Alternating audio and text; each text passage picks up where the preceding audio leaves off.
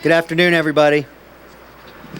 Jacksonville and Northeast Florida have been through a lot over the last 17 hours. I think all of us have been touched by this storm in some way. I met with families from places like Mayport, Fort Caroline, Northside, and other areas of our city and witnessed firsthand the devastation that was brought on by Hurricane Matthew.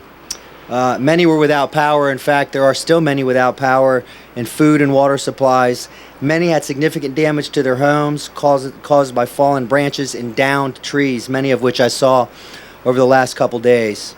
And many folks were understandably upset by the damage the storm brought, but what I heard time and time again from people was that they were grateful, that they were safe, they were grateful that we came together as a community and warned them. They were grateful for the work all of the people of Jacksonville, particularly in the Emergency Operations Center and Public Safety, did in warning and helping. Matthew was described as a once-in-a-century storm. We said that's what it could be on the front end, and that's exactly what it turned out to be.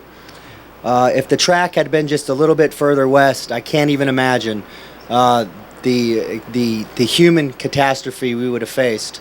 There were places yesterday that I visited that were in evacuation zones where you literally saw trees in the middle of homes. If someone had been sitting on their couch, who knows what would have happened. And the people in those neighborhoods, I asked them as I was in the street talking to them, did you evacuate?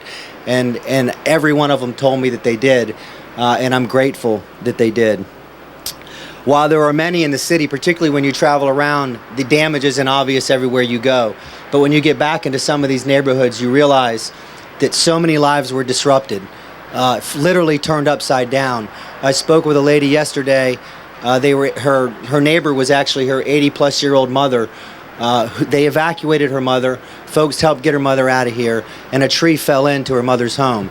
So while she's grateful now that her mother was evacuated and that she's safe, she's no way to get her mom back in with a tree laying in the middle of the home and her life being completely upset. The point is, for those of you that are watching the announcement of this relief fund, there are a lot of people in this city that are hurting right now. There are people in this city that struggle to make it every single day, and now they have significant financial burden on them. There are people that have been without power for days. We have been collaborating together and riding our utility hard. Those linemen and women are out there working hard every day, but we're working hard to get all of that power back on because people are tired, they're hungry, they're hot, and they're thirsty, which is why we've been delivering supplies to them in recent days. The First Coast Relief Fund will help get those individuals throughout Northeast Florida who need assistance to get back on their feet. 100% of all gifts will go to the relief effort, and any unspent funds will be used to seed a permanent disaster relief fund for Northeast Florida. These funds will help provide needs such as housing, medical costs, food and supplies, repairs, and other immediate and long-term needs. One thing I'm always amazed at is by the generosity and volunteerism displayed by this city.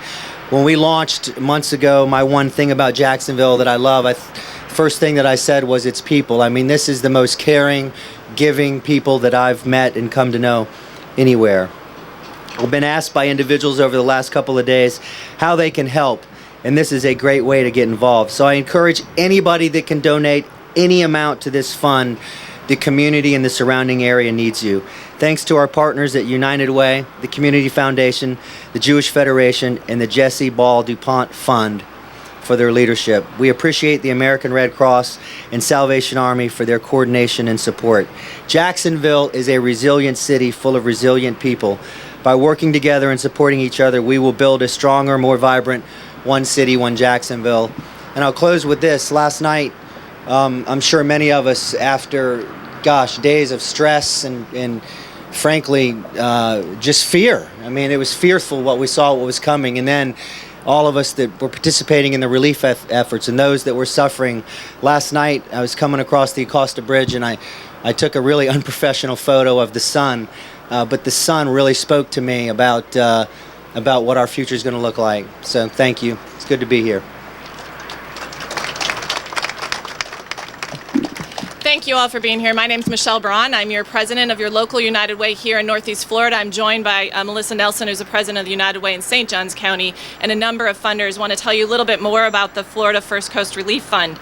So I'm proud to stand here. Mayor Curry, thank you and your team. Thank you all these Red Cross volunteers and so many more who've done incredible work. But like the mayor just said, we have only just begun to understand the impact.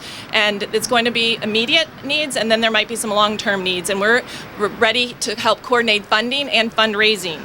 So while we're grateful that we missed the major impact, we know that there's a lot of people in need. So thank you to Sherry McGill, the trustees of the Jesse Ball DuPont Fund. DuPont Fund has generously agreed to seed a First Coast Relief Fund with $250,000.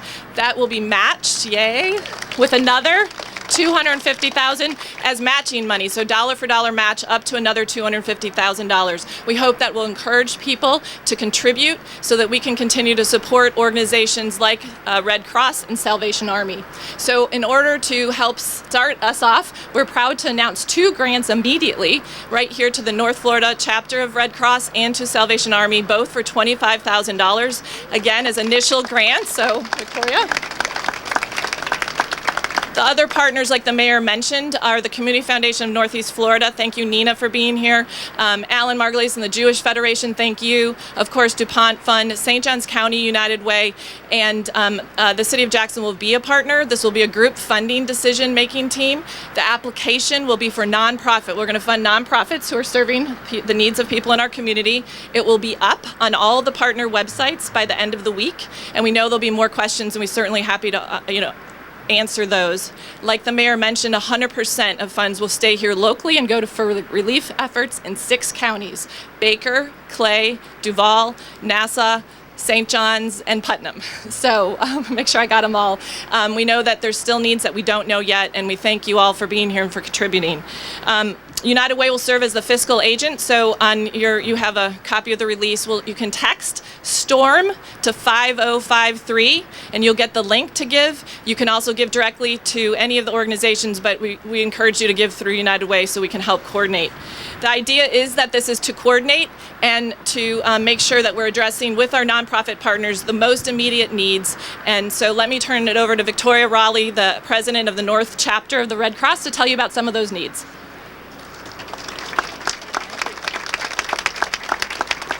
Thank you all for being here.